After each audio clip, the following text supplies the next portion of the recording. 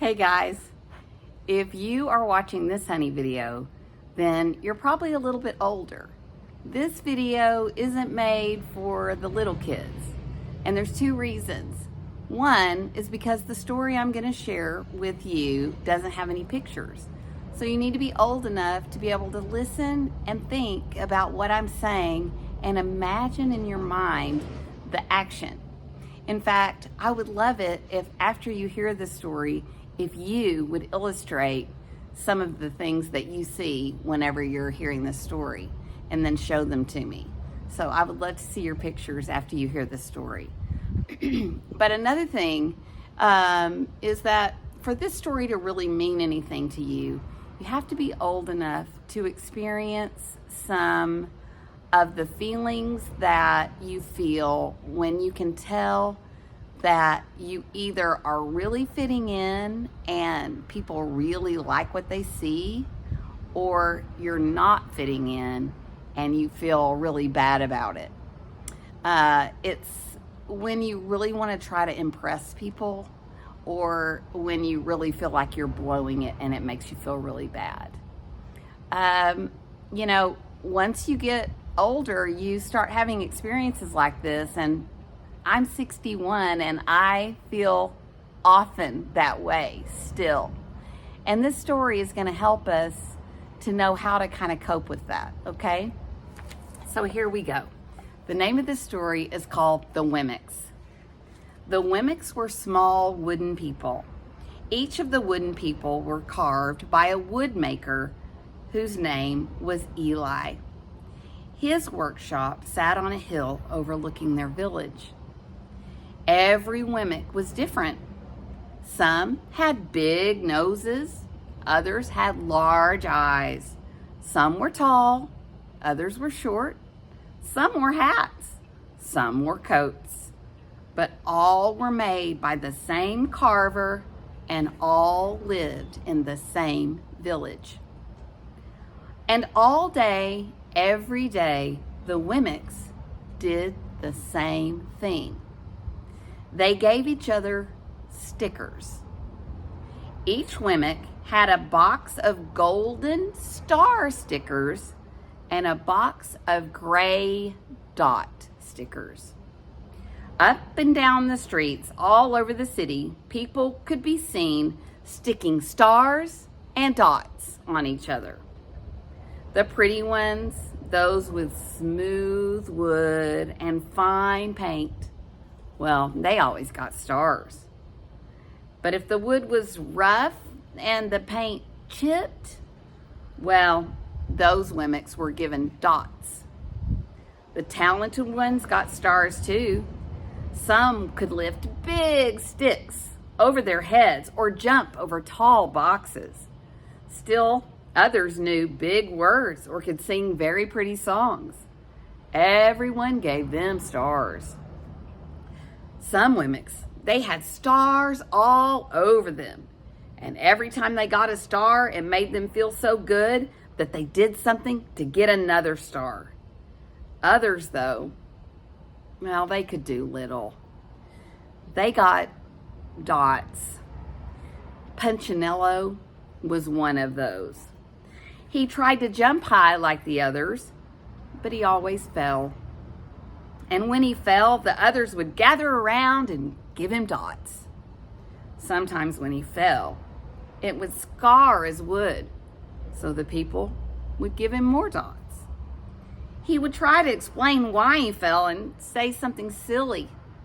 And the Wemmicks, well, they would give him more dots. After a while, he had so many dots that he didn't even want to go outside. He was afraid he would do something dumb, such as forget his hat or step in the water, and then people would give him another dot. In fact, he had so many gray dots that some people would come up and just give him a dot without a reason. He deserves lots of dots, the wooden people would agree with one another. He's not a good wooden person. After a while, Punchinello believed them. I'm not a good Wemmick, he would say. The few times he went outside, he hung around other Wemmicks who had a lot of dots. He felt better around them. One day, he met a Wemmick who was unlike any he had ever seen. She had no dots or stars. She was just wooden, and her name was Lucia. It wasn't that people didn't try to give her stickers. It's just the stickers, well, they didn't stick. Some admired Lucia for having no dots, so they would run up and give her a star, but it would just fall off. Some would look down on her because she didn't have any stars, so they would give her a dot, but it would fall off too. That's the way I want to be, thought Punchinello. I don't want anyone's marks. So he asked the stickerless Wemmick how she did it. "Oh, it's easy," she replied. "Every day I go see Eli." "Eli?" "Yes, Eli, the wood carver. I sit in the workshop with him." "Why?" "Why don't you find out for yourself? Go up the hill. He's there." And with that, the Wemmick with no marks turned and she skipped away. "But he won't want to see me," Punchinello said. But Lucia didn't hear. So Punchinello went home. He sat near a window and watched the wooden people as they scurried around, giving each other stars and dots, stars and dots. "Oh, it's not right," he muttered to himself, and he resolved to go see Eli. He walked up the narrow path to the top of the hill and stepped into the big shop. His wooden eyes widened at the size of everything. The stool was as tall as he was. He had to stretch as he tiptoed to see the top of the wood bench. A hammer was as long as his arm. Punchinello swallowed hard. "I'm not staying here," and he turned to leave. But then he heard his name. "Punchinello." The voice was deep and strong. Punchinello stopped. "Punchinello, how good to see you. Come in and let me have a look at you." Punchinello turned slowly and looked at the large bearded craftsman. You know my name?" Punchinello asked. "Of course I do. I made you." Eli stooped down and picked him up and set him on the bench. The maker spoke thoughtfully as he inspected the gray circles. "Looks like you've been given some bad marks." "I didn't mean to, Eli. I really tried hard." "Oh, no. You don't have to defend yourself to me, child. I don't care what the other Wemmicks think." "You don't?" "No. And you shouldn't either. Who are they to give you stars or dots? They're Wemmicks, just like you. What they think doesn't matter, Punchinello. All that matters is what I think. And I think you're pretty special." Punchinello laughed. "Me? Special? Why? I can't walk fast. I can't jump. My pain is peeling. Why do I matter to you?"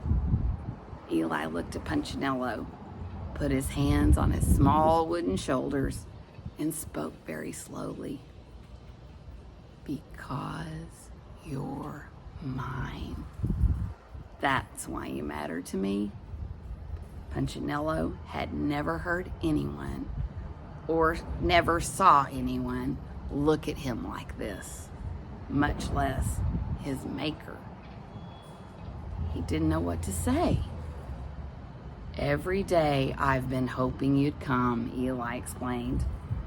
"I came because I met someone who had no marks." "I know. She told me about you." "Why don't the stickers stick on her?" "Because she has decided that what I think is more important than what they think. The stickers only stick if you let them." "What?" The stickers only stick if they matter to you. The more you trust my love, the less you care about their stickers. I'm not sure I understand. You will, but it will take time. You've got a lot of marks. For now, just come to see me every day and let me remind you how much I care. Eli lifted Punchinello off the bench and set him on the ground. Remember, Eli said as the Wemmick walked out the door, you are special because I made you, and I don't make mistakes. Punchinello didn't stop, but in his heart, he thought, I think he really means it. And at that moment, a dot fell to the ground. Okay, that was so good. I just think that is the best story. And you know, when people, they judge us and they think we're good or we're bad, and they put their opinions on us, that we're doing something good, and we just work for that, and that's all we care about is what other people think of us. So we're just like, oh man, I gotta be a certain way so I can fit in, and if I don't, then I'm just like this, and I don't fit in. But remember, if we don't care as much about what people think of us, and we care more about what our Maker thinks, they don't stick. And then we don't have to feel burdened by that. Now I want you to think about who was the maker in this show, in this story. Who was the maker? Who is our maker? Think about it.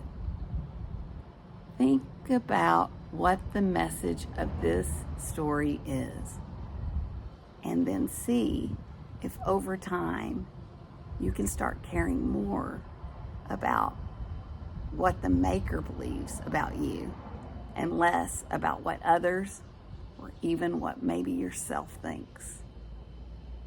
I can't wait to talk about this with you. I love you so much, and I'm very proud of you. We'll talk soon. I love you.